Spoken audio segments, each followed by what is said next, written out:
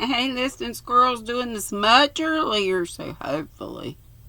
But I am already sleepy, so probably won't be much better. New specs, though. Woohoo! I hope that'll help me. Chapter 19, Part 1.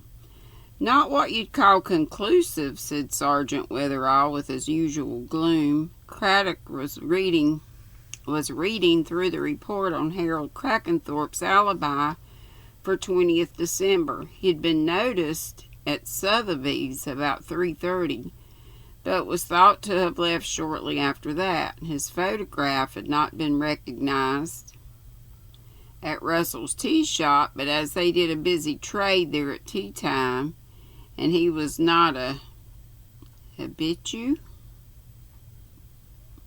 I guess a regular, that was hardly surprising. His manservant confirmed that he had returned to Cardigan Gardens to dress for his dinner party at 6:45, rather late, since the dinner was at 7:30, and Mr. Crackenthorpe had been somewhat irritable in consequence.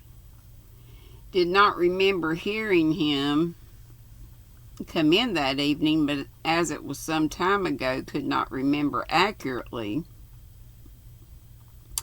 And in any case, he frequently did not hear Mr. Crackenthorpe come in. He and his wife liked to retire early whenever they could.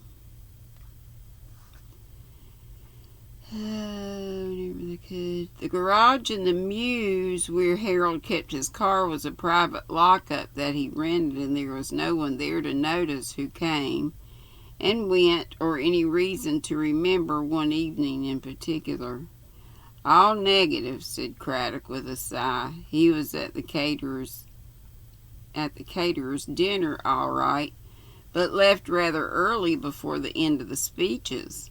What about the railway stations? But there was nothing there, either at Brackhampton or at Paddington.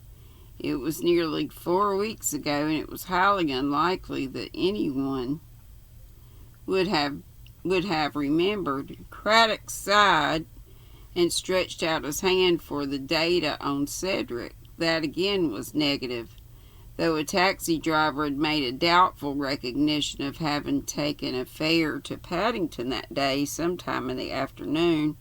What looked something like that bloke, dirty trousers and a shock of hair, cussed and swore a bit, and because fares had gone up since he was last.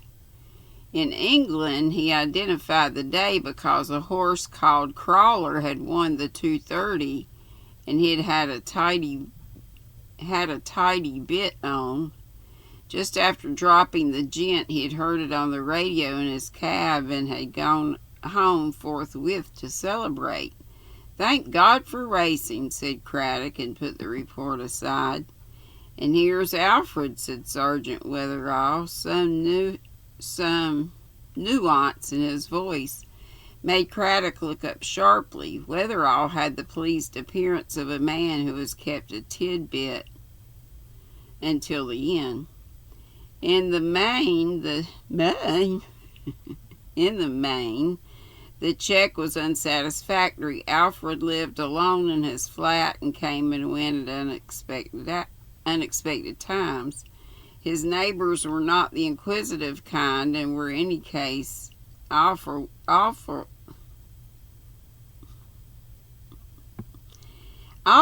workers who were out all day. But towards the end of the report, Weatherall's large finger indicated the final paragraph.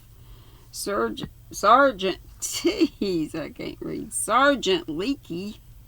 Leakie, assigned to a case of thefts from lorries, had been at the load of bricks, a lorry pull-up on the Waddington-Brackhampton Road, kept certain lorry drivers under observation.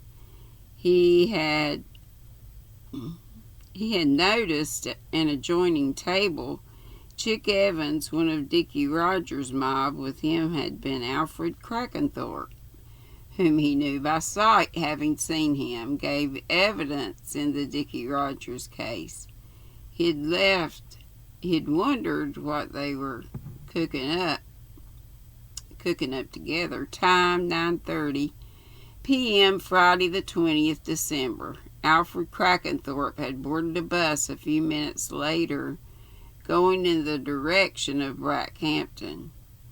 William Baker, ticket collector at Brackhampton Station, had clipped ticket of gentleman whom he recognized by sight as one of Miss Crackenthorpe's brothers. Just before the departure of the 11:55 train for Paddington, remembers day as there had been story of some batty old lady who swore she had seen somebody murdered in a train that afternoon. "Alfred?" said Crackenthorpe as he laid the report down. "Alfred? I wonder." "Puts him right on the spot there," Weatherall pointed out. Craddock nodded. Yes, Alfred could have travelled down by the 3:30 to Brackhampton, committing murder, they say. Then he could have gone out by bus to the load of bricks. He could have left there at 9:30 and would have had time, and would have plenty of time to go to Rutherford Hall, move the body from the embankment to the sarcophagus, and get back into Brackhampton in time to catch the 11:55 back to London. One of the Dickie Rogers gang might even have helped move the body, though Craddock doubted this. An unpleasant lot, but not killers.